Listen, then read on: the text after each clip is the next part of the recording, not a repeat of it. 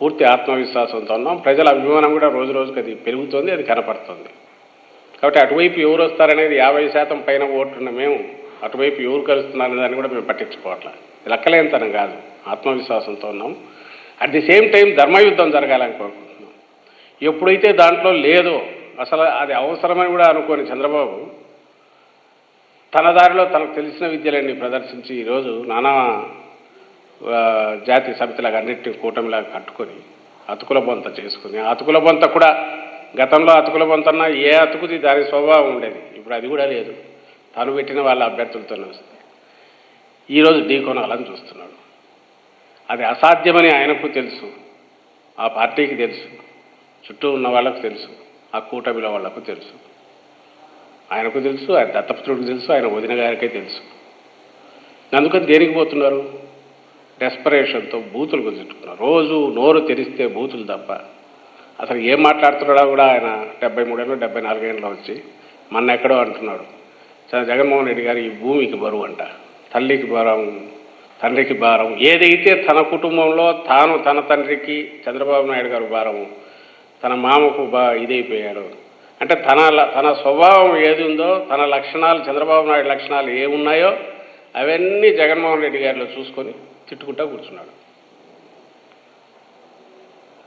అది మరి ఆ వయసు వల్ల ఇదైందో, ఈ నిస్పృహలోంగా లాస్ట్ ఆ ఛాన్స్ అనుకున్నది కూడా జారిపోయింది అని కళ్ళ ముందు కనపడుతుండడంతో ఈ డెస్పరేషన్ వచ్చిందో తెలియట్లే. కానీ అది నోటికొచ్చినట్టు తిట్టడం, ఆయన తిడుతున్నాడు, ఆయన పవన్ కళ్యాణ్ గారు తిడుతున్నారు.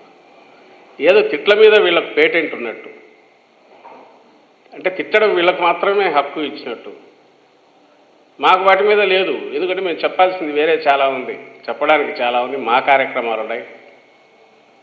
అలాగే ఈ ప్రభుత్వం కొనసాగడం ఎందుకు అవసరమో చెప్పాల్సింది. అలాగే అటువైపు వాళ్ళల్లో లోపాలు ఎత్తి చూపేవి ఉన్నాయి, మేము అవి చేసుకుంటున్నాం. 14-19 మధ్య ఒకసారి గుర్తు తెచ్చుకోవాలి, ప్రజలకు గుర్తు చేస్తున్నాం. మా ప్రభుత్వం 19-24 మధ్య ఇంతవరకు ఎట్లుంది, ఇది కొనసాగాల్సిన అవసరం ఎక్స్ప్లెయిన్ చేసుకుంటున్నాం. నువ్వేమో ఆ పని చేయలేవు. ఈ రోజుకు మీరు గమనించండి, రాష్ట్రంలో మా వాళ్ళు వైఎస్ఆర్ కాంగ్రెస్ పార్టీ అభ్యర్థులు కానీ పార్టీ కార్యకర్తలు కానీ కనీసం 2-3 సార్లు ఇప్పటికి గడప గడపకు, బహుశా రూలింగ్ పార్టీ అభ్యర్థులు కానీ నాయకులు కానీ చొరవగా పోలేరు. ఎందుకంటే ఎక్కడో చోట ఇవి ఉంటాయేమో, జనం అడిగే వాటికి చెప్పలేమో అని.